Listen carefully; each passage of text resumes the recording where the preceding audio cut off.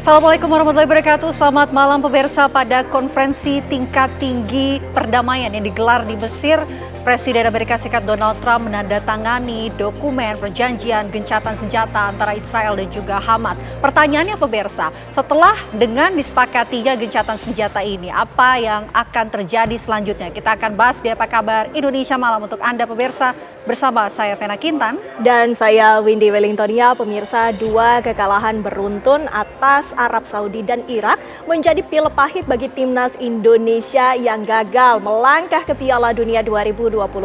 Hal ini pun mendapatkan respons keras dari para pecinta sepak bola tanah air dan menuntut adanya perubahan.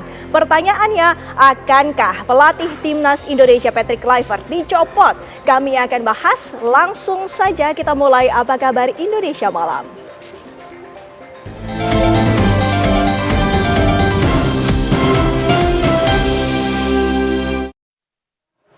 Sebuah motor gede jenis Harley Davidson hilang di gondol pencuri di parkiran sebuah pusat perbelanjaan di kawasan Senayan, Jakarta Pusat. Berbekal video rekaman kamera CCTV, polisi berhasil melacak keberadaan moge di sebuah parkiran mal di kawasan Bekasi, Jawa Barat. Sebuah moge jenis Harley Davidson yang berada di area parkir pusat perbelanjaan di kawasan Senayan, Jakarta Pusat berhasil dibawa kabur oleh pelaku. Aksi pencurian moge seharga Rp250 juta ini terjadi pada Minggu pagi kemarin saat korban yang merupakan wanita muda tengah beristirahat di sebuah kedai kopi di lantai 1 mal. Dari hasil pencarian, moge tersebut ditemukan petugas di antara barisan kontainer yang berada di lokasi. Kini polisi tengah memburu pelaku yang telah dikantongi identitasnya.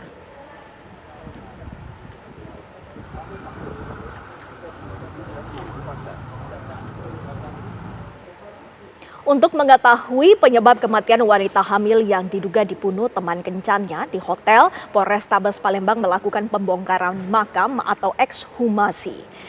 Ekshumasi makam almarhum APS ini dilakukan Satuan Reskrim Polrestabes Palembang bersama tim dokter forensik Rumah Sakit Bayangkara Polda Sumsel pada Selasa pagi. Selama hampir 3 jam, tim forensik melakukan pemeriksaan terhadap jasad korban yang telah dimakamkan selama 3 hari ini. Sejumlah fakta ditemukan seperti adanya sumbatan saluran pernafasan yang mengakibatkan korban mati lemas. Korban yang berusia 22 tahun ini juga sedang mengandung yang memasuki bulan ketiga. Sebelumnya korban APS pemirsa ditemukan tewas di kamar hotel Lendosis Palembang pada Sabtu lalu dan diduga korban tewas sehari sebelumnya. Polisi sudah memeriksa 8 orang saksi termasuk suami korban. Petugas masih mengejar pria yang saat itu bersama korban sebelum meninggal dunia yang diduga sebagai pelaku. Polisi diketahui sudah mengidentifikasi identitas wajah pelaku melalui kamera pengawas milik hotel.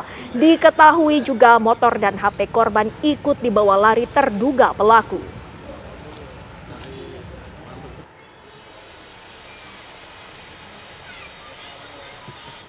Puluhan santri yang mengatasnamakan Forum Santri Nusantara se-Bandung Raya menggelar aksi unjuk rasa di kediaman mantan Gubernur Jawa Barat Ridwan Kamil di Jalan Gunung Kencana, Kelurahan Cimbulet, Kecamatan Cidadap, Kota Bandung, Jawa Barat. Dengan mengenakan sarung dan peci, para santri membawa spanduk ungkapan kekecewaan terhadap anggota Komisi 8 DPR RI yang juga istri dari mantan Gubernur Jawa Barat Atalia Praratya atas pernyataannya terkait Ponpes Al-Fauzini Sidoarjo. Koordinator aksi mengatakan bahwa aksi ini merupakan aksi solidaritas terhadap Pondok Pesantren Al-Fauzini yang legalitasnya tengah dipertaruhkan oleh negara.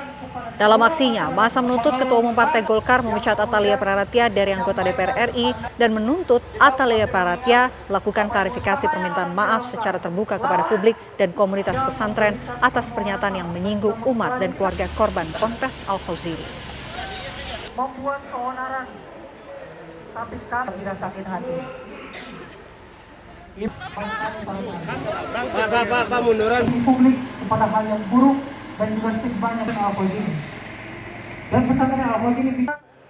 Seorang anak perempuan berusia 12 tahun di Kampung Sepatan Rorotan, Cilincing, Jakarta Utara menjadi korban pembunuhan dan ruda paksa oleh tetangganya sendiri. Korban yang masih bersekolah di sekolah dasar ini ditemukan tewas dalam kondisi mengenaskan di rumah pelaku. Pelaku berusia 16 tahun merupakan tetangga korban, berhasil ditangkap warga usai mendapatkan laporan dari rekan korban yang melihat pelaku membawa korban ke rumahnya. Sebelum diserahkan kepada pihak kepolisian, pelaku pun sempat menjadi sasaran amuk warga yang kesal dengan ulah pelaku. Untuk mempertanggungjawabkan perbuatannya, pelaku telah dibawa ke Polsek Cilincing, Jakarta Utara untuk menjalani pemeriksaan.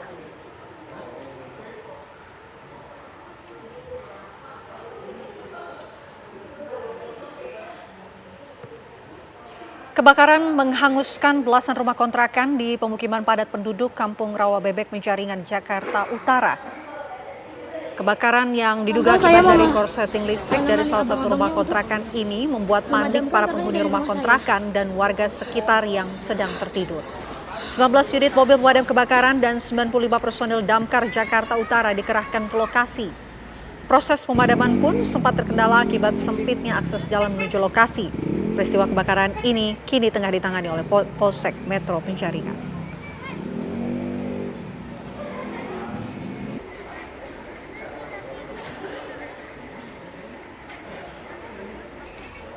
Kita beralih ke kabar lainnya, pemirsa. Presiden Republik Indonesia Prabowo Subianto tiba di tanah air usai menghadiri KTT Perdamaian Gaza di Sharm el-Sheikh, Mesir.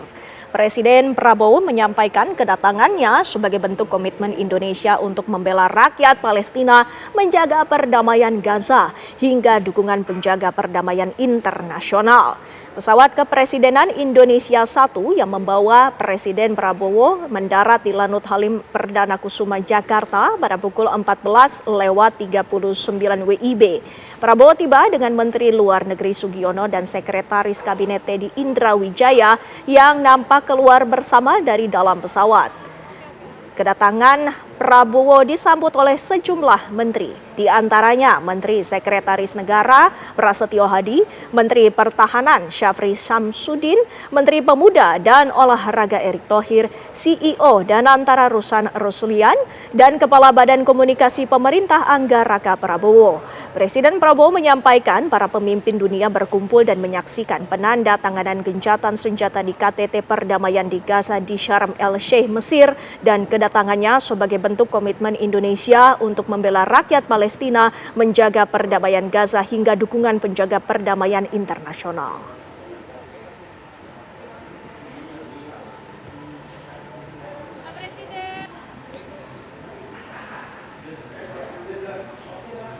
Presiden Prabowo Subianto mengatakan para pemimpin dunia berkumpul menyaksikan penandatanganan gencatan senjata. Presiden berharap gencatan senjata dapat mengakhiri perang di Gaza, Palestina. Saya baru saja tiba dari Mesir, ya, Sharm el-Sheikh. Di situ kita kumpul, saya kira banyak tokoh dari banyak negara, menyaksikan tanda tangan pokok-pokok persetujuan rencana gencatan senjata yang nantinya mengarah kepada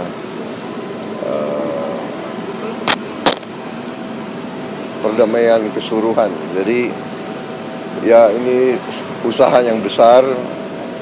Kita berdoa bahwa ini akan sukses. Tapi saya kira ini awalan yang baik. Presiden Prabowo Subianto hadir dalam konferensi tingkat tinggi KTT Perdamaian Gaza di kota Sharm el-Sheikh, Mesir.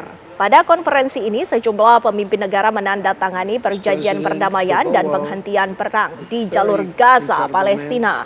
Sejumlah pemimpin dunia berkumpul, pemirsa, di kota Sharm el-Sheikh, Mesir pada Senin 13 Oktober 2025. Mereka bertemu untuk merampungkan keberlanjutan kesepakatan gencatan senjata dan perdamaian di jalur Gaza, Palestina dalam konferensi tingkat tinggi KTT Perdamaian Gaza 2025. KTT ini berlangsung usai Israel dan Hamas menyepakati perjanjian gencatan senjata tahap 1 usulan Presiden Amerika Serikat Donald Trump dan kedua belah pihak telah melakukan pembebasan sandera dan tahanan. Sebuah momen diplomatik menarik terjadi dalam KTT perdamaian Gaza di Mesir ini pemirsa saat Presiden Amerika Serikat Donald Trump dalam pidatonya menyebut kehadiran Presiden Prabowo Subianto sebagai pemimpin hebat dari Indonesia. Trump bahkan secara langsung mengundang Presiden Prabowo maju ke podium dan memberikan sambutan di hadapan kepala negara lainnya. Namun Presiden Prabowo menolak secara halus dan maju mendekati Trump untuk berjabat tangan. KTT perdamaian Gaza di Sharm el-Sheikh, Mesir dihadiri sejumlah pemimpin dunia termasuk Sekretaris Jenderal PBB Antonio Guterres dan Presiden Palestina Mahmud Abbas. Sementara Perdana Menteri Israel Benyamin Netanyahu mendadak membatalkan kehadirannya hari ini.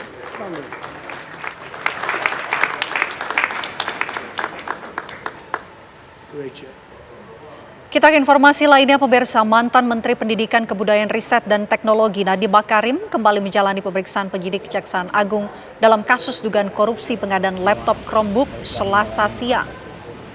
Pemeriksaan ini adalah kali pertama setelah adanya gugatan pra-peradilan pemirsa yang kemudian ini dilayangkan oleh Nadiem dan ditolak oleh Pengadilan Negeri Jakarta Selatan. Tidak banyak yang disampaikan Nadiem saat bertemu dengan sejumlah wartawan. Nadiem hanya menyampaikan terima kasih kepada semua pihak yang telah memberikan dukungan baik saat menghadapi proses hukum maupun saat menjalani perawatan di rumah sakit.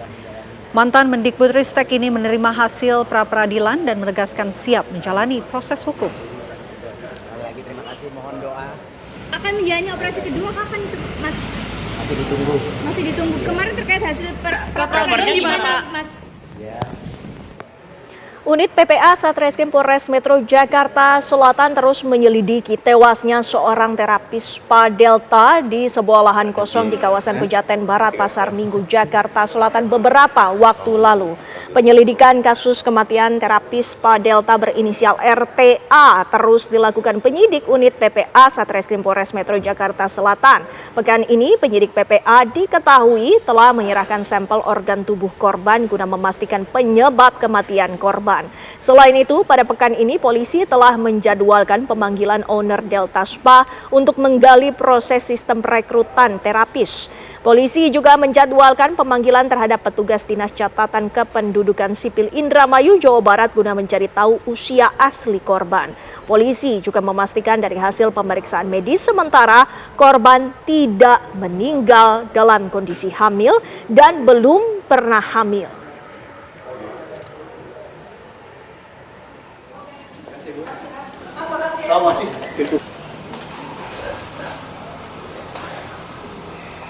Kementerian Keuangan melaporkan kinerja anggaran pendapatan dan belanja negara atau APBN hingga akhir September 2025.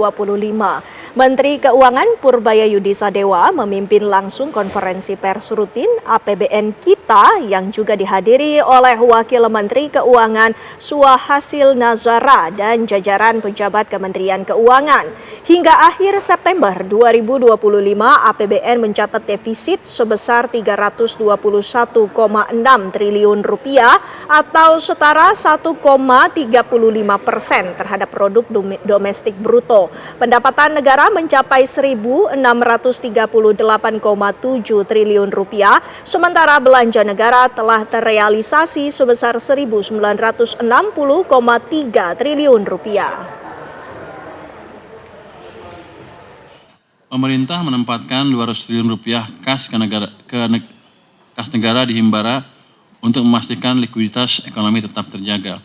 Dengan tingkat bunga rendah, langkah ini mampu mendorong pertumbuhan kredit yang lebih agresif. Kalau kita lihat kan pertumbuhan angkanya merah itu 13,2 adalah M0-nya atau base money. Anda lihat kan tadinya di 0. Ketika kita injek money, kita pindahkan 200 triliun, M0-nya tumbuh sekarang di 13,2%. Itu menunjukkan uang di sistem perekonomian memang bertambah dengan signifikan. Jadi harusnya ke depan ekonominya akan tumbuh juga. Kalau kita lihat yang diserap sebelah kanan ya, sampai akhir September lebih dari 112 triliun telah disalurkan kembali ke masyarakat dalam bentuk kredit produktif. Artinya lebih dari separuh dana yang ditempatkan sudah bekerja untuk menopang konsumsi, investasi, dan pertumbuhan ekonomi nasional. Inisiatif ini bukan hanya soal likuiditas, ini soal penciptaan multiplier effect, menurunkan cost of fund, mendorong pembiayaan sektorial, dan menjaga momentum pemulihan. Menteri Keuangan Purbaya seperti kedatangan tamu tak diundang. Mereka adalah para kepala daerah yang protes atas pemangkasan anggaran transfer ke daerah atau TKD. Ya, belasan gubernur menolak TKD dipotong karena menurut mereka akan memberatkan kelanjutan pembangunan di daerah. Lantas apa jawaban Menteri Purbaya atas protes dari daerah? Selengkapnya dalam Ulas Utas. Pimpinan daerah bingung anggaran TKD dipangkas.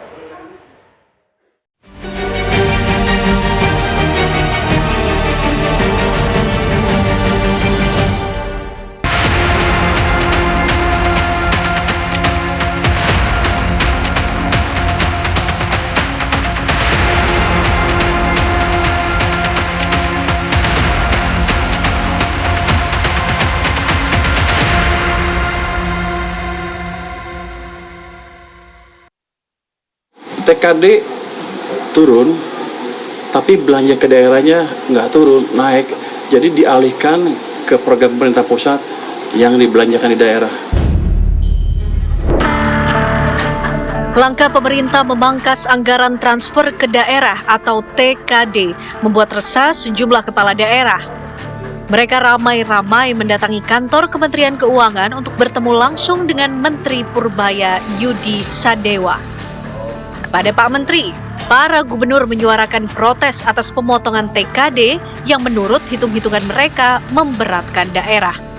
Gubernur Maluku Utara Shirley Joanda hingga Gubernur Aceh Muzakir Manaf membeberkan sederet beban anggaran yang mereka tanggung, seperti gaji pegawai daerah serta janji pembangunan infrastruktur yang harus direalisasikan.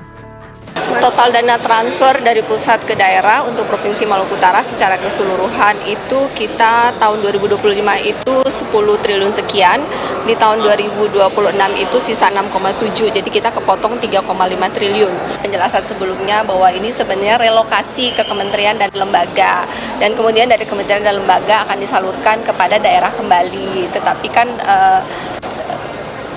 berapa dan bagaimana itu belum jelas. Tidak setuju karena kemudian kan ada beban P3K yang cukup besar dan ada janji untuk pembangunan jalan dan jembatan yang cukup besar dengan pemotongan yang rata-rata setiap daerah hampir sekitar 2-30% untuk level provinsi, dan di level kabupaten bahkan ada tadi dari Jawa Tengah yang hampir 60-70% itu berat untuk pembangunan infrastruktur. Kami mengusulkan supaya tidak dipotong. Anggaran kita tidak dipotong karena itu beban semua di provinsi kami masing-masing. Gubernur Sumatera Barat Mahyildi Ansarullah juga sempat melontarkan permintaan pada pemerintah pusat untuk mengambil alih beban gaji ASN daerah. Alasannya agar pemerintah daerah tetap fokus membangun dan melayani masyarakat. Lantas, bagaimana jawaban Menteri Purbaya atas protes dan permintaan para gubernur yang datang padanya? Semuanya kan kalau dipotong anggarannya pasti protes. Saya bilang ya pertengahan tahun depan mungkin ada ruang untuk ini ke atas, April kalau ekonominya sudah mulai bagus dan pajak kita membaik ya. Kalau ekonomi bagus kan otomatis pajak juga naik kan. Nanti kita lihat, saya pesan mereka, dan Anda pastikan aja penyerapan anggarannya bagus, tepat waktu dan nggak ada yang bocor. Kalau itu yang terjadi, maka tahun depan kita bisa propose ke atas dan ke DPR untuk menambah. Tapi kalau kesan itu nggak bisa dihilangkan, susah kita menjalankan atau menambah anggaran ke daerah. Pemotongan TKD yang dipersoalkan para gubernur telah melalui pembahasan antara pemerintah. Dalam hal ini Kementerian Keuangan dan DPR sebelum disahkan dalam APBN 2026. Menteri Purbaya justru memberi tambahan hingga puluhan triliun rupiah dari jumlah TKD yang diajukan. Pemerintah memutuskan di dalam APBN-nya itu mengurangi dana transfer daerah keuangan pusat ke daerah itu atau TKD sebesar 250 sekian triliun awalnya. Jadi dari 900 sekian menjadi 650. Walaupun ketika Pak Purbaya menjadi Menteri Keuangan ditambah lagi sekitar 46 triliun. Jadi artinya ada pemotongan sekitar 200-an triliun dan ini cukup besar. Tambahan dana untuk daerah itu diberikan oleh Purbaya karena ia melihat ada ribut-ribut di daerah soal kenaikan pajak.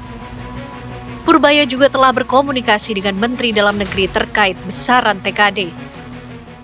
Transfer ke daerah yang ada tambahannya sebesar 43 triliun. Ini emang diperlukan karena saya pikir, kan kita lihat tuh, keributan di daerah karena anggaran dipotong terlalu banyak, sehingga mereka over kreatif menciptakan langkah-langkah untuk menutup anggarannya dengan secepat mungkin. Akibatnya pajak-pajak naik nggak kira-kira tuh. Jadi saya minta ke waktu itu Menteri Dalam Negeri mengusulkan revisi untuk transfer ke daerah. Yang waktu saya ke beliau, saya tanya apakah yang sudah cukup? Dia bilang sudah cukup. Ya udah, saya penuhi semuanya yang dia minta tanpa koreksi 1 rupiah pun. Sementara itu, Menteri Dalam Negeri Tito Karnavian sudah kerap kali menegaskan bahwa pemotongan TKD bukan tanpa alasan.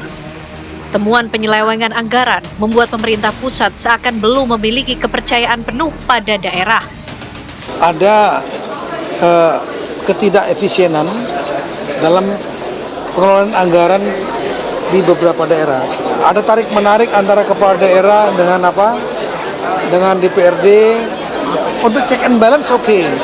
Tapi kemudian kadang-kadang terjadi juga praktek-praktek yang, mohon maaf dalam tanda petik, kolusi yang melibatkan kepala daerahnya, stafnya, rekanannya, DPRD-nya, dan pihak-pihak lain. Nah yang terakhir bahkan itu dana IPBD, dana DAK yang dari pusat pun, ya, yang dana alokasi khusus yang dititipkan kepada daerah untuk dieksekusi kemarin Agustus dari Kementerian Kesehatan, DAK untuk bangun rumah sakit pun itu juga dikorupsi di Kolaka Timur. Nah ini membuat, ya, ada, mohon maaf dengan segala hormat, ada ketidakpercayaan penuh kepada daerah. Sebagai langkah efisiensi, tentu saja pemotongan TKD oleh pemerintah pusat tak keliru. Sudah saatnya seluruh pemerintah daerah berbenah dalam tata kelola anggaran yang bersih, bebas korupsi. Kita juga bisa memahami pandangan pemerintah pusat yang mungkin sementara juga bisa menilai bahwa mungkin masih ada, ya, mungkin masih ada kebocoran-kebocoran, ya, di dalam pengelolaan keuangan pemerintah di daerah itu. Nah, dengan adanya pengetatan seperti ini, saya kira memang itu dituntut agar pemerintah daerah, khususnya kepala daerah, itu bisa mempersempit, ya, atau mengurangi kebocoran itu dengan membangun tata kelola pemerintahan yang bersih, sehingga anggaran itu memang betul tepat guna, tetap tepat sasaran, dan bebas dari korupsi. Pemahaman kepada para pimpinan daerah berkaitan dengan efisiensi ini. Jadi mestinya betul-betul memanfaatkan gitu ya potensi-potensi di daerah, ya, terutama sektor-sektor yang berbasis pada industri manufaktur, kalau di Jawa maupun di katakanlah di Sumatera gitu ya, basisnya misalnya pertanian, termasuk juga di Indonesia Timur misalnya. Nah, kenapa tidak didorong industri manufaktur berbasis pertanian, kemudian menarik para investor, ya, baik PMDN maupun PMA untuk menggerakkan di situ. Pemotongan TKD juga tak boleh luput dari pengawasan. Jangan sampai kewenangan pemerintah pusat terhadap uang daerah mengancam otonomi daerah. Dan yang tak kalah penting, pemerintah pusat maupun daerah harus sama-sama melakukan perbaikan tata kelola anggaran sehingga tak ada lagi kebocoran uang negara oleh siapapun dan dimanapun. Peace in the Middle East. Setelah gencatan senjata disepakati, apa yang akan terjadi selanjutnya? Kita akan bahas bersama dengan sejumlah narasumber. Saya akan perkenalkan untuk Anda pemirsa, di sebelah kanan saya ini sudah hadir Mas Pizarro selaku pengamat Timur Tengah. Selanjutnya juga di sebelah kanan Mas Pizarro ini sudah hadir Prof. Makarim Wibisono, Duta Besar RI untuk PBB 2004-2007. Selamat malam Mas Pizarro dan juga Prof. Makarim. Malam, Sehat? Mbak Vena. Sehat. Oke. Selain itu juga kami sudah terhubung pemirsa bersama dengan Pak Syamsu Rizal, anggota Komisi 1 DPR RI. Selamat malam Pak Syamsu. Selamat malam, Assalamualaikum warahmatullahi wabarakatuh. Waalaikumsalam warahmatullahi wabarakatuh. Kita awali terlebih dahulu ke Pak Syamsu. Pak Syamsu, ini kan gencatan senjata sudah disepakati dan juga ditandatangani oleh Presiden Amerika Serikat Donald Trump dalam KTT perdamaian di Mesir. Apa kemudian menurut Anda ini merupakan gencatan senjata yang sifatnya hanya jeda sementara saja, atau sebetulnya bisa disimpulkan bahwa ini merupakan artinya perang ini sudah berakhir begitu, Pak Syamsu? Iya. Alhamdulillah dengan penandatanganan ini berarti ada new era yang bisa kita hadapi lah, bisa kita dapatkan, dan saya tidak melihat ANSI hanya pada sekadar penandatanganan komitmen perdamaian ini, karena ini adalah kesepakatan perdamaian yang ditandatangani oleh banyak pihak dan banyak pihak yang menyaksikan, dan ini adalah satu-satunya momentum di konflik Gaza ini yang boleh dibilang paling kredibel, karena kita tinggal meminta pengesahan dari Badan Keamanan PBB dan lembaga PBB serta lembaga internasionalnya ini, sehingga kedepannya kalau kesepakatan ini dilaksanakan dengan baik, maka ini pintu masuk untuk solusi terbaik yang saat ini bisa diterima oleh semua negara. Tetapi kami melihat bukan hanya pada aspek atau ANSI pada perjanjian ini, pada penandatanganan komitmen ini, tetapi lebih pada apa yang dilakukan setelah ini dalam konteks diplomasi dan apa yang bisa didapatkan oleh Indonesia dalam konteks kepentingannya sebagai negara yang saat ini mendapatkan pengakuan yang luar biasa dari banyak negara, termasuk dari pemimpin Amerika yaitu Trump, yang menyebutkan Presiden Prabowo sebagai very incredible man from Indonesia. Itu luar biasa, dan ini adalah salah satu momentum yang sangat strategis bagi Indonesia, sehingga kedepannya selepas dari pertemuan ini, kita ingin supaya para diplomat ini menggunakan new level diplomasi yang saat ini kita raih di Indonesia dengan performance personal dan negara dari Presiden Prabowo ini yang luar biasa apresiasinya. Beberapa momentum juga di New York kemarin itu sudah mendapatkan momentum apresiasi yang luar biasa, sehingga kita ingin supaya pertemuan ini juga dilakukan atau ditindaklanjuti dengan follow up dari para diplomat. Baik. Mohon izin Prof, saya ingin menyampaikan bahwa ini adalah momentum yang tepat untuk ditindaklanjuti oleh para duta besar dan diplomatnya kita di tempat tugasnya masing-masing, terutama yang duta besar dan berkuasa penuh itu, sehingga kredibilitas yang kita dapatkan ini bisa produktif bukan hanya untuk perdamaian di kita tangkap poinnya Pak Syamsu. Jadi Pak Syamsu ini menyoroti apa yang akan terjadi berikutnya, ini yang perlu disoroti tentunya. Saya mau ke Prof. Makarim. Prof. Makarim, melihat jalannya KTT perdamaian 2025, bagaimana menurut Anda? Kalau kami melihat ya bahwa sebenarnya proses yang sudah dibahas di Mesir ini sebenarnya sebelumnya sudah dilakukan beberapa negosiasi atau beberapa konsultasi ya antara pelaku-pelaku ini ya, termasuk juga Hamas maupun juga dari Israel. Kalau kita perhatikan, saya sempat membaca secara detail ya 20 poin yang ada di situ. Ternyata itu sangat komprehensif ya. Di situ dibicarakan mengenai siapa yang mengontrol Gaza. Kan nanti rencananya pasukan Israel mundur ya, dan juga kemudian Hamas juga rencananya disarmal. Nah, itu siapa yang anu situ? Di situ dipikirkan mengenai International Stabilization Force yang akan tiket. Terus siapa yang memerintah di situ? Ya, nanti kalau misalnya ini semua mundur, siapa yang mengatur kesepakatan di sana? Dibahas di situ, yang akan mengatur adalah pemerintah sementara, ya, yang terdiri dari orang Palestina yang teknokrat, yang bebas dari political party, ya.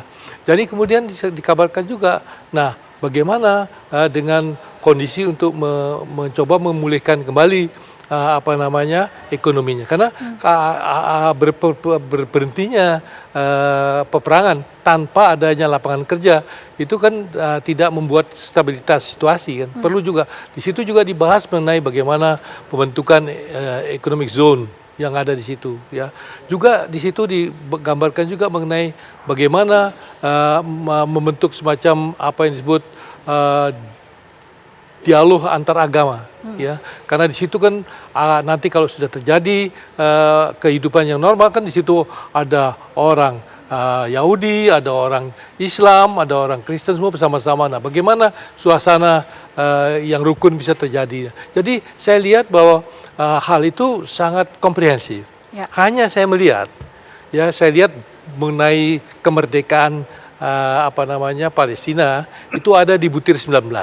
Ya, nah formulasinya itu memang mengena, tetapi terasa kurang gigit ya. Baik. Kurang gigit. Ya, saya mau ke Mas Pizarro. Mas Pizarro, tatanan Palestina dan juga tatanan Israel yang baru itu akan seperti apa? Ya, pertama kalau kita lihat ya, kalau saya memandang ya, gencatan senjata belum tentu sinonim dengan perdamaian. Ya, karena kalau kita lihat sejarah yang selama ini dilakukan, ketika terjadi gencatan senjata kemudian diwadai oleh Amerika, serangan itu masih terus dilakukan. Januari 2025 terjadi gencatan senjata, kita mengetahui 900 kali pelanggaran dilakukan oleh Israel. Ya. Ini pun juga sama. Baru saja tadi sebelum saya ke TV One, Kementerian Kesehatan di Gaza melaporkan ada 6 warga Palestina yang ditembak oleh Israel. Masih diserang juga? Masih diserang. Ya, artinya kalau kita tetap mengapresiasi ada upaya internasional untuk mewujudkan perdamaian di Gaza, tetapi tanpa adanya jaminan kemerdekaan, tanpa tidak memberikan impunitas kepada Israel, menurut saya ini akan menjadi khawatir, ini menjadi hanya menjadi gencatan senjata yang mewujudkan perdamaian yang semu. Oke. Seperti itu. Tapi kalau kata Prof. Makarim ini sudah cukup komprehensif poin-poin yang disepakati dalam KTT perdamaian. Iya, memang kalau kita lihat dalam beberapa poinnya ini cukup komprehensif. Tetapi ini kalau kita lihat nanti implementasinya sampai sekarang saya lihat ini kan masih ada batas-batas yang kabur. Misalkan timeline, kapan Israel menarik mundur dari jalur Gaza, itu kan tidak dijelaskan. Itu hanya diberikan ada tahap 50%, 80% hingga 100%. Tapi pertanyaan adalah kapan timelinenya dan siapa yang menjamin gitu. Karena kalau saya lihat ini kan Amerika ini ingin dapat panggung nih, Donald Trump ini. Ya, karena kan sekarang negara-negara Arab kan udah memikir 2 kali nih hubungan dengan Amerika karena dia nggak bisa dipegang. Kredibilitas Amerika runtuh. Dan Trump itu tahu betul bagaimana mengkonsolidasikan lagi dunia Arab. Dia ingin muncul tampil dengan proposal perdamaian di situ. Tetapi kan masih ada beberapa hal yang perlu kita pastikan bahwa ini seharusnya gencatan senjata Gaza ini kalau mau permanen harusnya ditransformasikan menjadi kemerdekaan bangsa Palestina. Dan kemudian ada lagi misalkan usulan sekarang nih, misalkan usulan agar para pejuang itu didemilitarisasi. Itu mungkin dilakukan kalau memang ada jaminan kemerdekaan bangsa Palestina. Kalau tidak, kita akan memintal benang aja nih. Ya, terjadi gencatan senjata yang cukup lama, tapi kemudian di permukaan memang terlihat konflik itu memudar, tetapi di akar rumput, di bawah, itu suasana konflik dan juga peperangan itu masih terus berlangsung. Dan apalagi kalau kita track recordnya, Netanyahu aja ngomong, gencatan senjata bukan berarti berhentinya perang. Dia aja udah ngomong kayak gitu tuh. Perang pasti akan terus berlangsung ketika memang, karena misi dia tuh kan memang untuk menguasai Gaza. Oke. Baik, saya mau ke Pak Syamsu. Seperti apa yang dikatakan oleh Mas Pizarro, perlukah kemudian Indonesia mengusulkan ide, mengajukan ide mengenai timeline penarikan pasukan Israel di Gaza? Kalau Indonesia diberi kesempatan untuk mengusulkan, itu harus mengusulkan karena seperti yang disampaikan sama Mas Pizarro tadi itu bahwa gencatan senjata itu tidak sinonim dengan perdamaian dan perdamaian pun juga tidak sinonim dengan kemerdekaan Palestina. Kenapa? Karena tujuannya masing-masing itu beda. Kalau Amerika nggak ada urusan dengan merdekanya Palestina, urusannya dia itu adalah kondusif perdamaian di Timur Tengah bagus, dia dapat konsesi, paling tidak konsesi image building Amerika yang kuat. Dan inilah yang terjadi menurut saya adalah dramaturgi diplomasi yang terjadi. Trump ingin menciptakan diri sebagai seorang person yang memegang kunci perdamaian dunia. Dan ini yang patut untuk diwaspadai, sekaligus juga patut untuk dimanfaatkan. Jadi ini 2 peluang. Ada peluangnya, tetapi juga ada tantangannya. Saya teringat apa yang pernah diusulkan oleh Pakistan pada saat perang Pakistan dengan India, yang kemudian Trump ini oleh Pakistan itu diberikan usulan menerima Nobel Perdamaian. Dan ini adalah salah satu bentuk dari dramaturgi diplomasi yang belum tentu sesuai dengan apa yang diinginkan, tetapi ingin mendapatkan citra publik untuk mendapatkan dukungan dari dunia internasional untuk citra tertentu, sehingga kedepannya mereka bisa follow up dengan langkah-langkah diplomasi yang lainnya yang produktif untuk kepentingan negara tersebut. Oke, baik. Menarik ya kita bahas mengenai jalannya KTT perdamaian yang tentunya ternyata seperti yang disampaikan Mas Pizarro masih ada serangan yang dilancarkan oleh pasukan Israel ke wilayah Gaza, Palestina. Bagaimana memastikan jalannya gencatan senjata ini tidak dilanggar dan juga berjalan dengan lancar? Kita akan bahas untuk Anda usai jeda. Apa kabar Indonesia Malam akan kembali pemirsa sesaat lagi. Kita lanjutkan diskusi kita, saya mau ke Prof. Makarim. Prof. Makarim, sebetulnya peta perpolitikan di dunia Arab, negara-negara Arab ini sebetulnya seperti apa saat ini, Prof? Saat ini semua juga merasakan bahwa perlu ada jalan keluar terhadap nasib rakyat yang di Gaza. Ya. Kita melihat bahwa suasana penduduk Gaza semua ditekan dari utara, sedemikian rupa sampai ke selatan. Ya. Di posisi yang sangat tidak manusiawi ya hidupnya itu. Jadi kalau misalnya tidak ada jalan keluar, itu kan berarti sama dengan membiarkan terjadinya penghapusan bangsa Palestina di Gaza itu. Jadi oleh karena itu mereka tentunya menginginkan juga bahwa kesepakatan ini bisa menghasilkan lahirnya Palestina. Jadi ini merupakan idaman bukan hanya bangsa Palestina, tapi ini idaman dari orang-orang Arab yang di situ, karena dia melihat ya bahwa sebenarnya kan asal muasalnya yang tinggal di wilayah itu kan tadinya juga mereka itu kan, tapi sesudah tahun 48 mereka kemudian berubah situasinya itu. Jadi saya melihat bahwa negara-negara Arab pada umumnya adalah mengharapkan bisa lahirnya negara Palestina ini. Itu yang diharapkan oleh negara-negara Arab ya. Saya mau ke Pak Syamsu. Pak Syamsu, ini seperti yang disampaikan juga oleh Mas Pizarro, masih ada serangan pasca gencatan senjata. Apa yang kemudian menurut Anda harus dilakukan untuk menghindari adanya serangan-serangan di momen gencatan senjata yang telah disepakati ini? Yang pertama itu adalah keterlibatan lembaga-lembaga internasional. Apa yang dihasilkan dari KTT ini mesti dibawa ke forum yang lebih tinggi, terutama di Dewan Keamanan PBB. Kenapa? Karena 5 anggota Dewan Keamanan PBB itu 4 negara sudah mengakuinya. Dan ini semuanya ada hal yang sangat menarik yang terjadi, terutama seperti di Prancis dan Inggris dan termasuk juga Australia. Ternyata tekanan warga negara masing-masing itu membuat pemerintahnya itu merestorasi atau mereformasi atau merubah kebijakan strategis luar negeri dan internasionalnya. Dan ini adalah salah satu fenomena yang sangat aktual dalam konteks diplomasi antar negara, karena ternyata citizen dari masing-masing negara itu sudah mampu mempengaruhi keputusan politik luar negeri pemimpin mereka. Dan ini yang mesti diperhatikan juga oleh Donald Trump. Ini yang saya takutkan, bahwa ini hanya sekadar untuk menenangkan warga Amerika Serikat sehingga citra Donald Trump itu tetap baik dalam konteks domestik maupun juga dalam konteks internasional di luar negeri. Dan ini juga mesti diikuti dengan dorongan sehingga kebijakan yang sudah ditelurkan di sini itu termasuk dalam konteks pembentukan Dewan Palestina sementara itu mesti juga sudah campur tangan lembaga antar negara, bukan hanya negara-negara tetapi lembaga antar negara, sehingga misalnya PBB atau lembaga lainnya itu, sehingga keketuaannya menjadi lebih komprehensif untuk menekan bahwa sekali lagi tujuan Palestina merdeka itu belum tentu menjadi tujuan dari semua negara-negara yang terlibat, terutama dari Israel tentunya. Dan ini yang patut diwaspadai, sehingga mesti didorong untuk kebijakan yang lebih tinggi. Oke, itu yang patut diwaspadai dan didorong kebijakan yang lebih tinggi itu dari dari Pak Syamsu. Mas Pizarro, dengan melihat diselenggarakannya KTT perdamaian di Mesir kemarin, apakah ini juga merupakan simbol langkah bahwa genosida di Gaza akan segera berakhir? Ya, pertama kalau kita nilai secara objektif ya, saya nggak begitu yakin.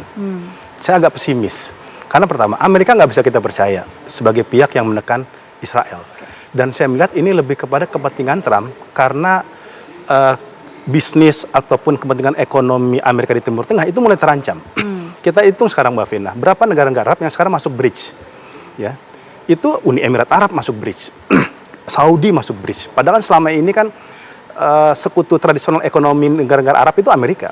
Tapi sudah ada berani negara-negara itu yang melipir. Bahkan sekarang misalkan ya di Uni Emirat Arab saja yang itu sekutu utamanya Israel di Timur Tengah, itu udah ada loh di dalam internal mereka yang berpikir apakah Abraham Accord yang udah kita teken sama Israel perlu kita tinjau ulang. Karena kan Israel mencoba memperluas perang ini ke Timur Tengah. Dia nyerang Qatar. Serangan pertama Israel ke negara Teluk itu terjadi sekarang. Makanya kan kemudian tiba-tiba dibikin KTT di Timur Tengah, lalu Saudi mulai bikin fakta pertahanan ke Pakistan. Itu kan pesan bahwa sebenarnya Arab itu udah kehilangan Amerika itu udah kehilangan kredibilitasnya dan tidak bisa dipercaya lagi gitu. Maka kalau saya lihat, tentu kita apresiasi, kita dorong ini betul-betul menjadi perdamaian yang positif. Artinya perdamaian yang benar-benar itu menciptakan keadilan bagi bangsa Palestina, bukan perdamaian yang negatif yang sekedar cuma di permukaan aja, Mbak Vena gitu ya. Jadi kalau secara umum ya, apalagi kalau kita lihat kan ini pihak pejuang Gazanya nggak diundang. Gitu ya. Kemudian faksi-faksi Palestina itu tidak ada di sini. Jadi ini berbicara KTT perdamaian untuk kepentingan siapa? Apakah Palestina itu diperbincangkan secara serius di sini? Kita lihat Trump aja kan jarang nyebut Palestina. Gitu. Karena dia betul tadi kalau kata Pak Samsuri, dia tuh nggak ada urusan Palestina mau merdeka atau enggak. Yang dia pentingkan itu bisnisnya. Oke, kepentingan sendiri itu motifnya. Kepentingan ekonominya, iya. Oke, Prof. Makarim, pertanyaan yang sama dengan apa yang saya tanyakan tadi ke Mas Pizarro. Bagaimana Anda melihatnya KTT perdamaian untuk mengakhiri genosida di Gaza? Saya mengikuti masalah Palestina ini agak lama ya. Dan saya sempat ke wilayah itu secara langsung ya. Dan saya juga melihat bagaimana ekspresi dari teman-teman yang berasal dari Palestina yang mengatakan bahwa sudah nggak ada harapan ya terhadap masa depannya dia. Nah, saya melihat kali ini tampaknya ada pertemuan perspektif ya di antara warga Palestina itu mengenai kebutuhan adanya perdamaian saat ini di wilayah itu. Karena kondisinya sudah sedemikian parah ya. Boleh dikata sudah sampai batas di mana batas-batas kemanusiaan tidak bisa memperkenankan lagi ya. Oleh karena itu kita bisa lihat bahwa sekarang sampai lembaga seperti ICC, ICJ itu mengeluarkan keputusan-keputusannya untuk mencoba ikut campur bagaimana mengatasi masalah itu. Ya, ini memang menunjukkan bahwa situasi sedemikian serius dan memang membutuhkan tangan-tangan untuk menyelesaikannya. Nah, saya melihat bahwa kali ini usaha yang dilakukan oleh Donald Trump maupun juga oleh baik Qatar maupun Mesir dalam kata ini dilakukan dengan sungguh-sungguh, dalam arti kata mencoba mencari benang-benang yang bisa diikat untuk jadi kesepakatan gitu. Ya. Nah, tentunya tidak mudah untuk membawa harapan ini seketika kepada pihak-pihak yang mengalami ya kekacauan seperti ini. Karena apa? Karena dulu-dulunya sejak puluhan tahun itu kan selalu gagal terjadi proses kemajuan ini. Tetapi kali ini sudah sampai pada titik perubahan konstelasi dunia. Kalau dulu kasus Palestina ini selalu negara-negara Barat itu selalu mendukung Israel. Ya. Tapi kalau kita sekarang lihat bahwa negara seperti Inggris, Prancis, ya, Jerman, Spanyol, Australia, semua sudah mengakui berdirinya Palestina. Dulu kalau kita lihat bahwa lembaga-lembaga seperti Perserikatan Bangsa-Bangsa dan sebagainya menurut keputusan yang dilakukan oleh Dewan Keamanan PBB ya, yang sama sekali tidak ada keputusan sama sekali. Nah sekarang ya kita lihat bahwa seperti ICJ, International Court of Justice, yaitu sudah memberikan keputusan bahwa apa yang ada dilakukan oleh Israel di wilayah Palestina itu ilegal, itu tidak sesuai dengan hukum. Ya ini harus dihentikan. Jadi demikian juga ICC yang menangkap. Jadi ini merupakan suatu bukti bahwa latar belakang dunia sudah bergeser. Gitu. Baik, Oke, yang menarik adalah perlukah kemudian Indonesia hadir memimpin negara-negara di dunia untuk menghentikan genosida di Gaza? Kita akan bahas usai jeda. Apa kabar Indonesia Malam akan kembali untuk Anda pemirsa sesaat lagi. Anda kembali menyaksikan Apa Kabar Indonesia Malam. Kita lanjutkan diskusi kita. Saya mau ke Pak Syamsu. Pak Syamsu, dengan kondisi seperti saat ini, perlukah Indonesia kemudian hadir memimpin negara-negara di dunia untuk menghentikan genosida di Gaza, Palestina? Iya, kalau saya sendiri secara pribadi berpendapat bahwa porsi untuk menjadi pemimpin di situ ya secara diplomatik hampir tidak mungkin. Tetapi sebagai inisiator itu sangat memungkinkan. Inisiator untuk mendorong lembaga seperti ICC yang disebutkan oleh Prof tadi itu untuk menegakkan criminal court-nya itu untuk mengusulkan menindaklanjuti apa yang dilakukan oleh ICC memutuskan Netanyahu sebagai buronan internasional itu yang mesti didorong sehingga ada bargaining position yang didapatkan baik secara publik internal di Indonesia maupun secara internasional, karena ICC ini sudah terbukti beberapa kali mampu tanda kutip mentersangkakan dan memburonankan, walaupun juga tidak semuanya bisa ditangkap seperti Presiden Kenya dulu, Presiden Liberia dan beberapa pemimpin negara termasuk Slobodan Milosevic dulu, dan itu menjadi momentum untuk meningkatkan bargaining power dari beberapa negara yang selama ini sudah mau terlibat untuk mendorong perdamaian. Nah, sekali lagi saya ingatkan bahwa tidak semua negara yang terlibat di situ memiliki kepentingan yang sama untuk memerdekakan, tetapi untuk mendorong sehingga nanti terjadi ya semacam pengucilan dari Israel, terutama dalam konteks kepentingan-kepentingan internasional. Karena begitu kepentingan-kepentingan internasional yang terganggu, pasti rakyat akan menuntut. Dan ini tuntutan rakyat di Israel ini yang belum begitu kuat. Sudah beberapa kali tekanan partai-partai internal di Israel itu mendorong Netanyahu untuk mengambil sikap yang lebih kooperatif. Itu untuk tujuan domestik. Prof Makarim, bagaimana Anda melihat peran dari Presiden Republik Indonesia dalam menghentikan genosida di Gaza, Palestina? Saya menggarisbawahi pentingnya ikut sertanya Indonesia di dalam proses perundingan ini. Kenapa? Karena bantuan Indonesia selama ini kan hanya terbatas pada bidang humanitarian, medical supply dan sebagainya ya, yang tidak menyangkut pada hal-hal yang menyangkut perundingan. Nah, sekarang ini sebenarnya adalah waktu yang paling tepat ya untuk kita bisa membantu bangsa Palestina itu untuk bangkit dalam rangka sebagai bangsa yang ingin merdeka. Ya, karena apa? Karena sudah kita lihat di dalam butir 19 itu bahwa Amerika Serikat, Israel juga mengakui bahwa keinginan kemerdekaan itu sudah aspirasi penduduk rakyat Palestina. Ya. Jadi sekarang adalah waktunya untuk bagaimana memastikan bahwa apa yang sudah tertulis itu menjadi kenyataan. Nah, ini sekarang kan terbuka. Misalnya saja bahwa International Stabilization Force itu sudah dibentuk. Ya, kalau Indonesia bisa ikut serta sangat baik. Kemudian untuk mengawasi pemerintah sementara yang ada di Gaza, itu ada yang namanya Board of Peace. Ya, di situ ketuanya itu adalah Donald Trump, antara lain anggotanya itu adalah Tony Blair. Ya, dari situ. Nah, kalau bisa Indonesia ikut serta juga di dalam proses untuk mengawasi itu supaya apa? Kalau ada langkah-langkah yang dilakukan oleh pihak-pihak yang mencoba menggagalkan gencatan, kita langsung bersuara dan memberi peringatan kepada pihak itu untuk menjaga perdamaian yang sudah disepakati bersama itu.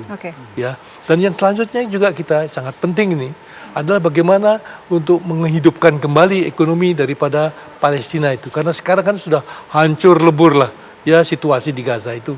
Jadi bagaimana kita bisa menghidupkan kembali kehidupan sebagai bangsa yang bisa normal, mendapatkan pekerjaan yang ada dengan adanya saluran kehidupan ekonomi yang normal.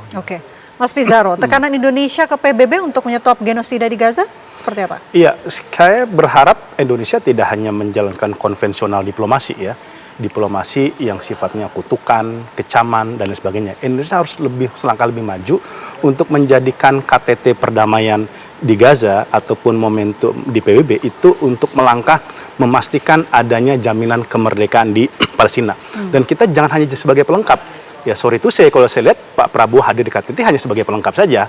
gitu ya. Pemain-pemain utamanya masih Amerika, kemudian negara Timur Tengah dan sebagainya. Indonesia memang punya peran di situ, tapi tidak menentukan, masih sekedar melakukan hanya berkontribusi. Nah, ini satu hal lagi yang juga perlu dilakukan oleh pemerintah, itu berdialog dengan faksi-faksi yang ada di Palestina. Ya, selama ini kan kita masuk kepada forum-forum yang sangat besar, ya forum-forum internasional di mana Indonesia bisa berpidato dan sebagainya. Tetapi kita perlu juga bagaimana pemerintah itu berdialog dengan aktor-aktor di lapangan, ya berdiskusi, menanyakan pada apa keinginan mereka. Kita jangan hanya mendengar hanya dari pihak Amerika, pihak dari Israel, tetapi pihak faksi-faksi pejuang yang ada di Gaza itu, apakah kita pernah berdialog, berdiskusi, mendengar apa keinginan mereka dan juga masyarakat Gaza.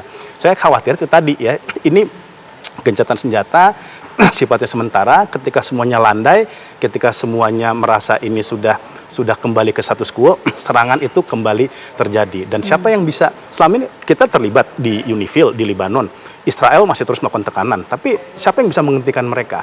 Gitu. Berani tidak negara-negara Islam, Indonesia juga mendorong untuk menghentikan kerjasama dengan Israel. Israel itu tidak mengenal bahasa sekedar diplomasi di atas kertas, kutukan, perlu sikap misalkan untuk menghentikan hubungan dengan Israel, menghentikan ekonomi dengan Israel dan lain sebagainya. Karena saya lihat ini efektif, Mbak. Negara-negara Eropa menurut saya, kenapa mengakui Palestina? Karena dia takut kehilangan market di Asia. Ya, seperti itu. Ya, mereka takut gerakan boikot, ya, gerakan kemudian tekanan komunitas internasional kepada negara-negara Eropa itu kemudian begitu besar. Oke, baik. Iya. Pak Syamsu, menarik apa yang disampaikan oleh Mas Pizarro. Secara tegas, hentikan kerjasama dengan Israel. Bagaimana menurut Anda? Betul. Dan memang itu harus dilakukan. Kalau Indonesia mau mengambil poin dan menjadikan KTT ini sebagai turning point yang positif untuk Indonesia, maka Pak Presiden Prabowo itu mesti saya usul 2 langkah. Yang pertama adalah melibatkan internal Indonesia, orang-orang, person, lembaga yang punya hubungan harmonis dengan kawasan Timur Tengah dan Palestina. Misalnya, melibatkan Pak JK sebagai tokoh yang dikenal memiliki sentuhan perdamaian yang mumpuni. Kemudian yang kedua adalah memastikan bahwa Indonesia berperan untuk mengajak lembaga internasional seperti ICRC, IFRC untuk mengambil bagian langsung. Di situ sambil mengikuti apa yang Mas Pizarro sampaikan tadi itu, untuk ikut terlibat secara aktif, melibatkan diri untuk mengumpulkanlah, mengajak bertemu 16 faksi utama di Gaza, sehingga mereka ini kemudian bisa memberikan kepercayaan lebih kepada Indonesia, sehingga peran-peran sentral Indonesia bisa menjadi leader, bukan hanya sekadar partisipatif, tetapi nanti suatu saat akan menjadi leader dan ikut menentukan bagaimana presiden kita ini menentukan Palestina merdeka, insya Allah. Oke, baik, kita tunggu dan juga kita pantau terus bagaimana kemudian langkah yang akan diambil oleh pemerintah Indonesia tentunya. Begitupun juga mengenai jalannya gencatan senjata. Saya mau terakhir ke Prof. Makarim, catatan terakhir sebagai mantan diplomat, Prof. Makarim? Saya melihat bahwa ini langkah yang perlu di capitalize, ya. Oleh karena itu, marilah kita berdoa sama-sama, mudah-mudahan ini merupakan suatu langkah untuk melahirkan negara Palestina. Oke, baik. Terima kasih Mas Pizarro, Prof. Makarim. Terima kasih juga Pak Syamsu sudah bergabung bersama kami di Apa Kabar Indonesia Malam. Semoga sehat selalu. Terima kasih.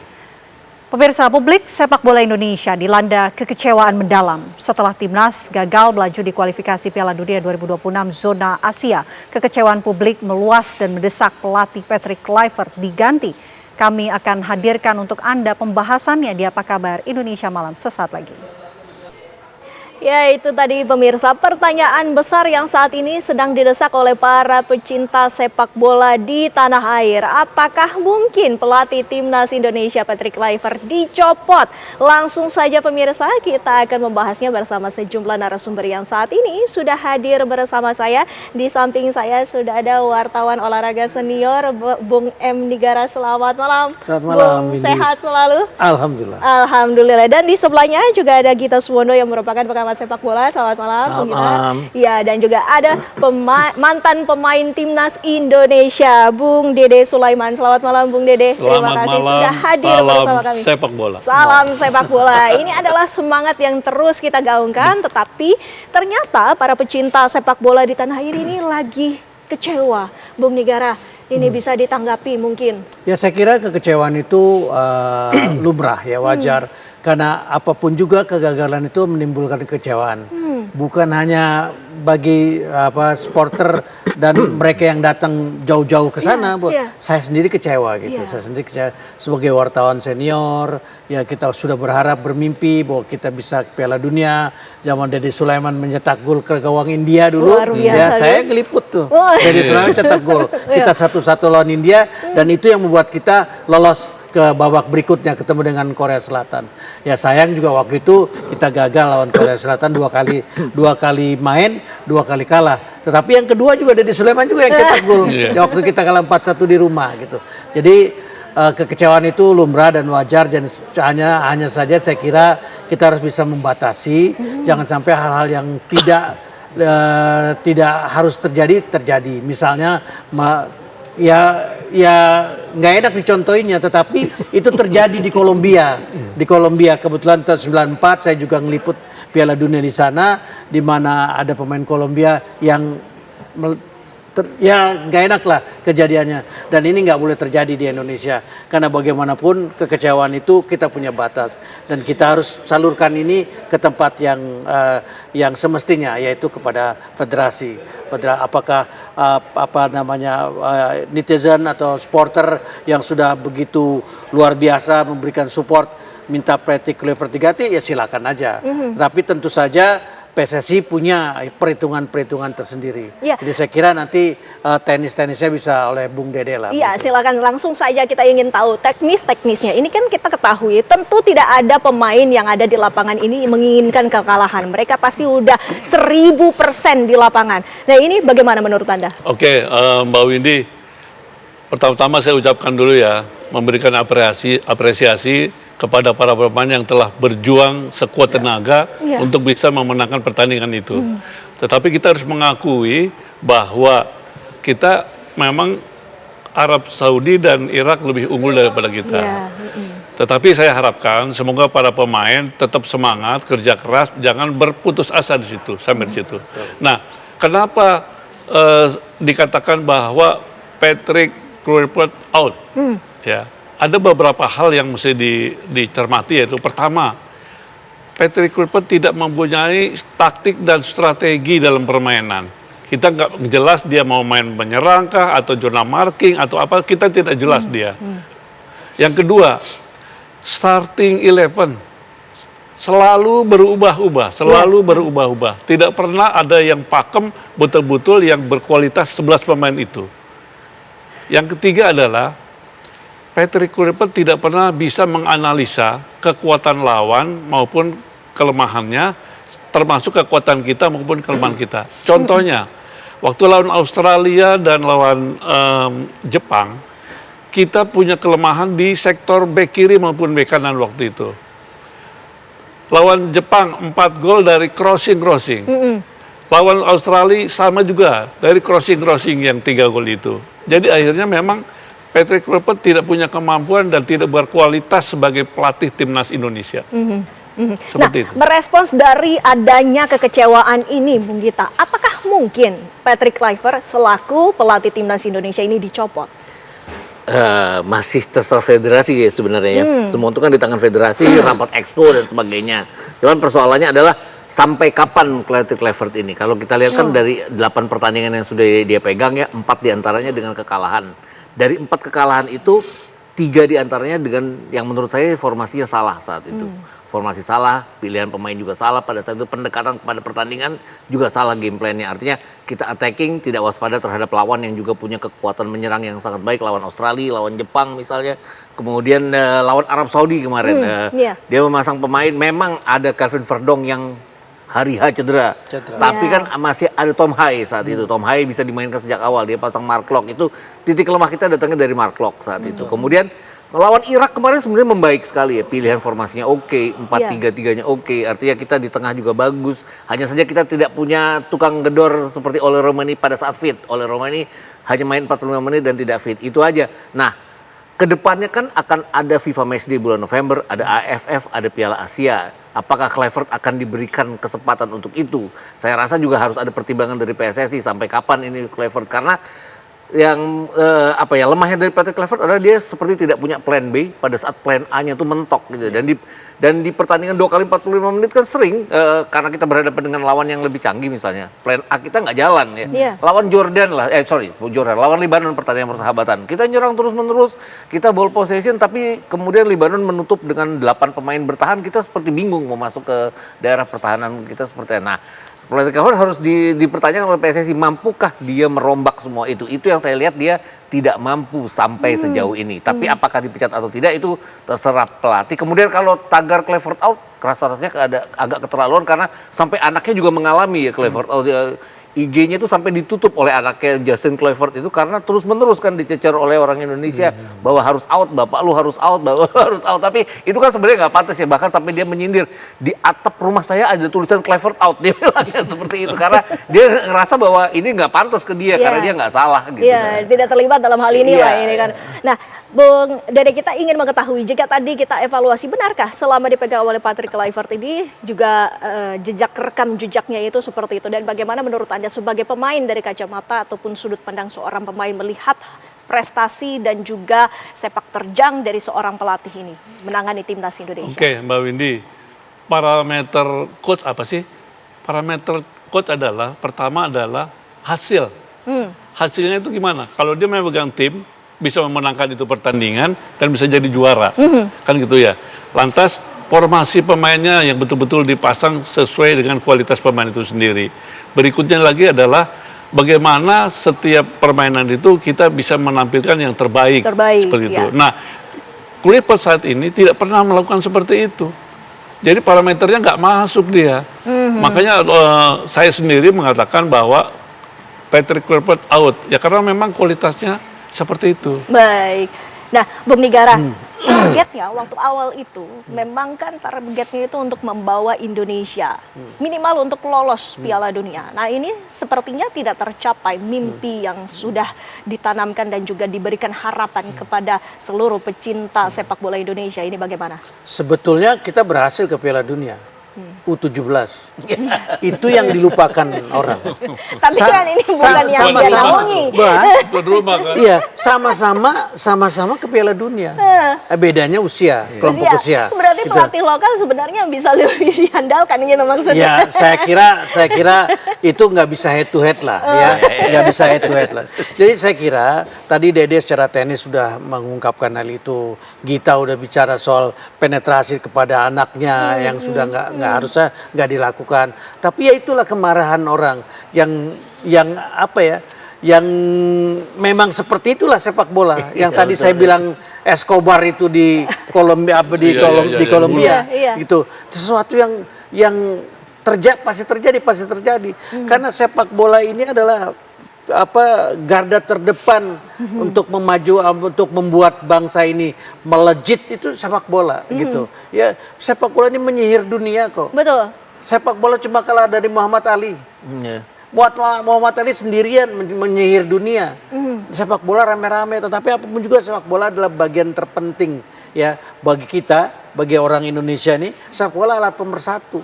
Kita boleh berbeda pendapat soal pilpres, soal pilgub, segala macam. Begitu tim nasional kita jadi satu. Nggak ada partai, nggak ada kelompok, nggak ada apa, jadi satu semua. Nah, ini sayang gitu loh, sayang banget gitu ini lolos. Nah, tadi soal main bagus apa enggak, saya ingat Pak Akub almarhum loh, ya kan? Pak Akub waktu dilaporin sama Mas Basri, ini kita lawan Yak Mitra begini kita main bagus sekali. Pak Akub bilang hasilnya kita kalah 1, marah Pak Akub. Main bola tuh bukan cantik tapi menang gitu. Nah, sama dengan Brazil 82, nggak berani pulang dia rame-rame. Karena 100 hari Brazil nggak pernah kalah. Begitu main di Piala Dunia bawa ke semifinal kalah. Semifinal atau semifinal ya kalau nggak salah ya. Menuju ke semifinal kalah. Dan itu kalah pertama dan membuat Brazil tersingkir. Dan itu orang ngamuk semua. Dengan posisi seperti itu bisa dimaklumi kalau orang marah. Tapi sekali lagi jangan kelebihan. Karena apa? Karena anak itu nggak tahu apa-apa kok. Anaknya nggak tahu apa-apa. Apalagi juga tapi gini Mbak Windy, Bung Nigara, saya tambahkan lagi ya. Kenapa saya kelihatannya kok semangat sekali untuk out Patrick Kluivert. Pertama nih satu ya. Dia tidak punya etika. Waktu kalah lawan Irak, pemain-pemain itu mendatangi para supporter kita. Tetapi dia, pelatih Crawford dan asisten-asistennya hanya duduk di bench. Tapi itu tadi dia mukul itu loh. Ya, Saking kesel mukul. Itu memang kekecewaan dari situ. Tapi kan yang paling penting aja dia mesti datang dong, datangi supporter. Apakah bukan itu bentuk kekecewaan mungkin yang tidak bisa terima sehingga? Sebetulnya nggak seperti itu. Itu yang pertama ya. Yang kedua, kalau kita lihat waktu dia ditunjuk sebagai pelatih timnas, dia diberikan kaos timnas loh. Tetapi setiap pertandingan dia tidak pernah maukan lambang Garudanya dipasang. Itu yang kedua. Kan seperti itu ya. Yang ketiga adalah ya apalagi yang mesti Yang ketiga, setelah kalah dia tidak ke Indonesia, dia pulang ke Belanda. Satu gerbong itu dia pulang ke Belanda. Mana etikanya? Iya. Harusnya kan secara nasionalisme dia nggak bisa dong. Harus dia tetap kembali ke Indonesia dan dievaluasi oleh Esko atau oleh Ketua Umum PSSI Pak Erick Thohir. Seperti itu. Iya, tapi kalau kita ketahui bahwa saat ini Patrick Kluivert itu masih menjadi pelatih timnas Indonesia. Ada kompensasi tidak yang harus dibayar jika tiba-tiba diberhentikan? Nanti Bapak-Bapak kita lanjutkan pembahasannya. Usai jeda pariwara berikut ini, pemirsa kami masih akan kembali. Pemirsa, sebelum kita lanjutkan perbincangan kami akan hadirkan kabar mengenai Menteri Pemuda dan Olahraga Erick Thohir yang meminta maaf kepada Presiden Republik Indonesia Prabowo Subianto setelah timnas Indonesia gagal lolos ke Piala Dunia 2026. Permintaan maaf tersebut disampaikan oleh Erick Thohir dalam rapat terbatas setelah Prabowo kembali ke tanah air dari Mesir. Dan berikut pernyataannya dari Mensesnek Prasetyo Hadi. Sekembalinya Bapak Presiden lawatan ke luar negeri, beliau langsung mengadakan rapat dengan beberapa menteri, diantaranya Menteri Pemuda dan Olahraga melaporkan kepada Bapak Presiden sekaligus memohon maaf bahwa timnas kita belum berhasil untuk lolos ke Piala Dunia 2026 itu. Bapak Presiden tentu secara pribadi juga merasa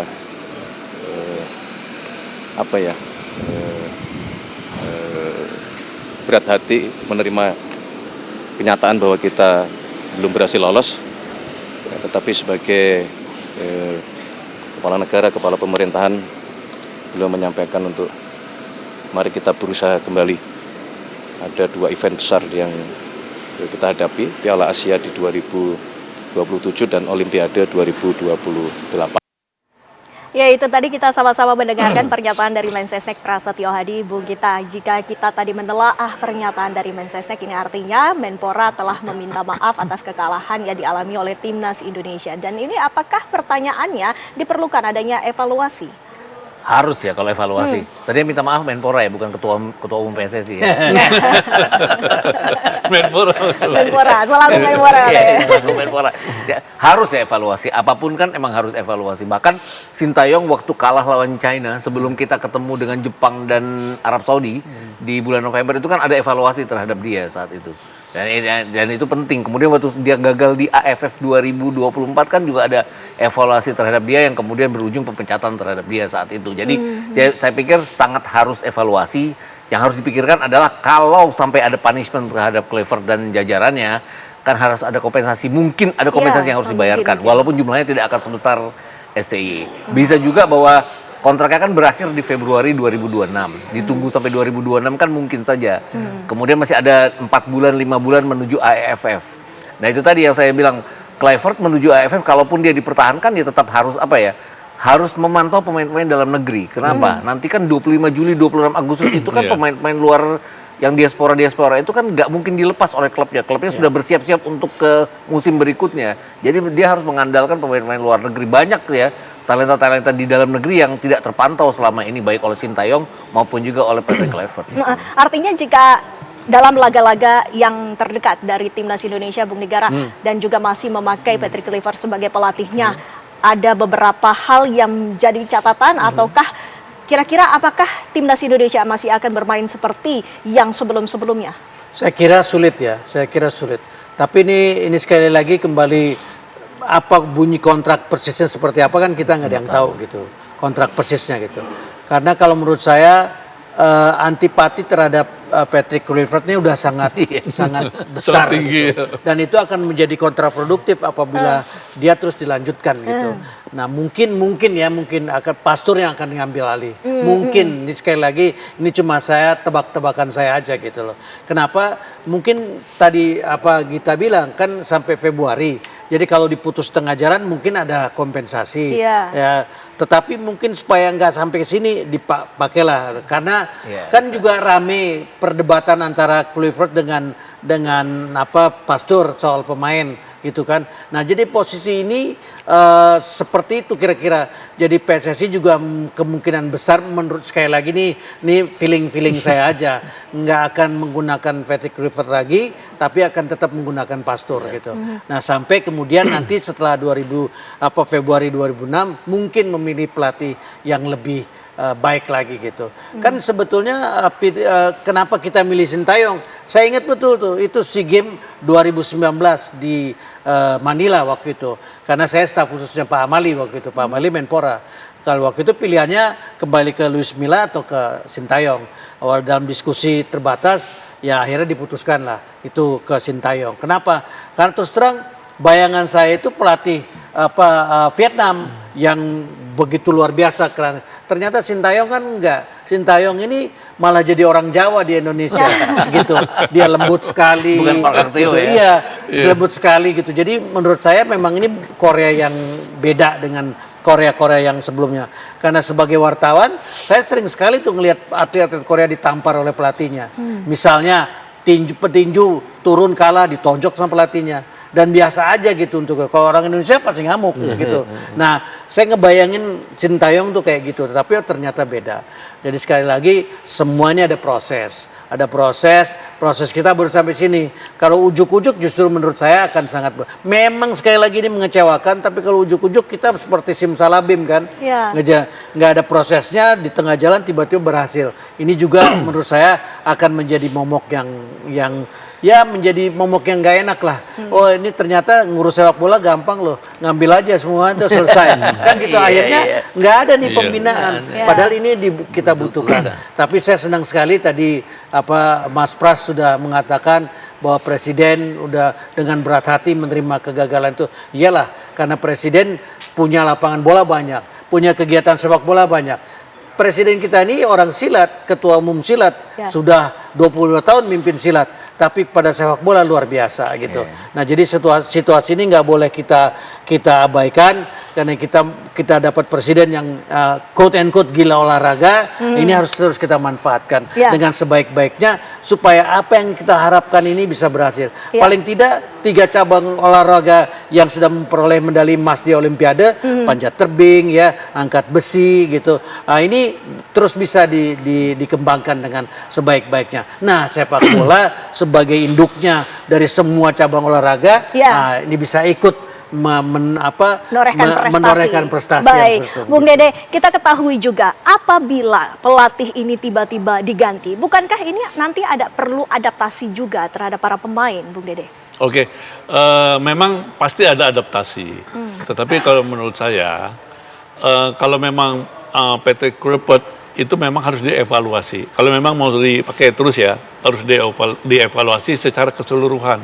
Karena yang saya amati adalah dia kurang berkoordinasi dengan para asistennya kelihatannya. Jadi dia ambil keputusan sendiri seperti itu. Padahal dalam sepak bola, head coach, asisten, dan para pemain pun harus diajak berkomunikasi bersama-sama untuk bisa menentukan bagaimana yang terbaik di dalam menghadapi pertandingan yang akan dihadapi. Nah, masalah pergantian pelatih perlu memang adaptasi tetapi cobalah, kita kan ada pemain-pemain coach lokal yang sudah punya lisensi APRO juga bisa dicoba untuk menangani tim nasional, kan seperti itu. Karena apa, Mbak Windy? Suratin itu, Insinyur Suratin membentuk PSSI itu adalah karena ingin memastikan maksudnya perjuangan bangsa Indonesia dan mempersatukan secara keseluruhan seperti itu. Jadi jangan lupa sejarahnya seperti itu yang dibangun PSSI. Seperti itu. Memang beda tuh, sepak bola di dunia dengan di Indonesia beda.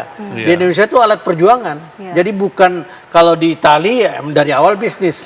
Di Jerman, di Jerman semua nanti bisnis. Di Indonesia alat perjuangan tadi Dede mengatakan.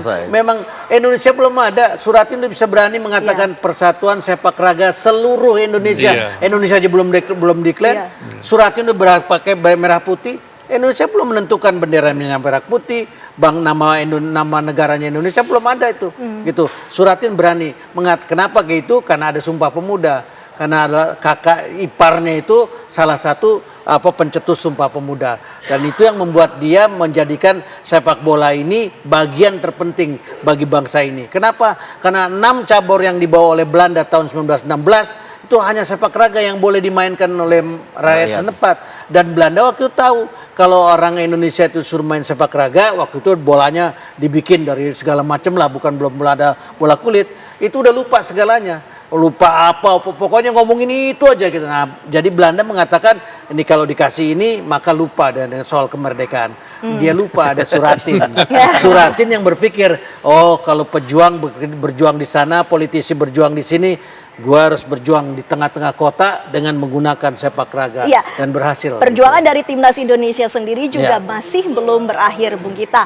Anda melihatnya peluang dari timnas Indonesia skuad Garuda ke depannya dalam pertandingan-pertandingan selanjutnya seperti apa? Ya secara kualitas sih kita bagus ya. Bahkan kalau dibilang ya kita imbang lah sebenarnya, kalau dengan pemilihan pemain yang baik kita kemarin kan bisa ngimbangin Irak gitu loh. Kemudian kita pernah juga mengalahkan Arab Saudi, kita tahan imbang mereka di Jeddah juga. Jadi secara kualitas individu sebenarnya nggak harus diragukan. Molesnya yang gimana. Kemudian kalau ditanya pelatih berikutnya itu kan Sintayong itu kan sering kalah tapi sering dihormati juga oleh penonton ya. Kenapa? Karena dia media darling, dia supporter darling. Nah itu tadi yang dan dia orangnya lembut gitu. Itu yang nggak dimiliki oleh Patrick Kluivert. Patrick Kluivert itu nggak media darling, nggak supporter darling. Begitu dia datang kan dia menjanjikan saya akan bermain cantik dan menang. Dua-duanya tuh nggak dapat sekarang. Dia main cantik tapi nggak bikin gol. Dia main buruk kalah. Itu aja jadi persoalannya. Kemudian itu tadi Bang ini kan bilang Alex Pastoor itu kan lebih media darling dibandingkan dengan dia. Jadi kalau untuk meredam kekecewaan masyarakat ya kenapa PSSI tidak berpikir Alex Pastoor aja setidaknya sampai bulan Februari atau bahkan seterusnya gitu. Jadi pertimbangan-pertimbangan itu juga perlu diperhatikan. Dan kan sekarang kan pemain-pemain kita kan udah pemain-pemain yang main di Eropa lah segala macam, terlepas apapun lah. Walau pembinaan tetap harus, yang harus dipikirkan adalah pelatih berikutnya kan harus bisa menguasai kamar ganti ya Bang. Itu tadi, dan nggak gampang dengan pemain-pemain yang udah levelnya tinggi untuk menguasai kamar ganti. Jangan melemparkan kesalahan ke pihak lain. Ini kan sekarang manajer seolah-olah disalahin. Nggak ada Mas Marji juga. Dia boleh ngomong kayak gitu, boleh gitu. Ngapain kok disalahin? Jadi sepertinya ada sesuatu yang mau dilimpahkan kepada kesalahan ini kepada Mas Marji. Nggak ada, dia nggak salah. Dia berjuang loh. Dia main nggak pernah main tapi dapat 2 kartu merah selama kualifikasi itu luar biasa itu. Ya karena itu tadi bahwa timnas Indonesia ataupun sepak bola Indonesia ini berbeda. Ada nyawa, ada jiwa di situ, dan itu pula yang terus digaungkan oleh para supporter di Indonesia. Kita terus harapkan bahwa timnas Indonesia terus terbang tinggi. Terima kasih Bapak-bapak. Jangan putus asa. Betul, jangan putus asa. Tetap semangat, tetap optimis. Terima kasih Bapak-bapak waktunya bersama kami di Apa Kabar Indonesia Malam. Dan pemirsa, perbincangan tadi sekaligus menutup Apa Kabar Indonesia Malam pada malam hari ini. Saya Windy Wellingtonia. Dan saya Vena Kintan mewakili kru yang bertugas pamit. Sesaat lagi Anda dapat menyaksikan program Catatan Demokrasi bersama dengan Andromeda Mercury. Kami pamit undur diri. Terima kasih atas kebersamaan Anda pemirsa. Sampai jumpa. Sampai jumpa.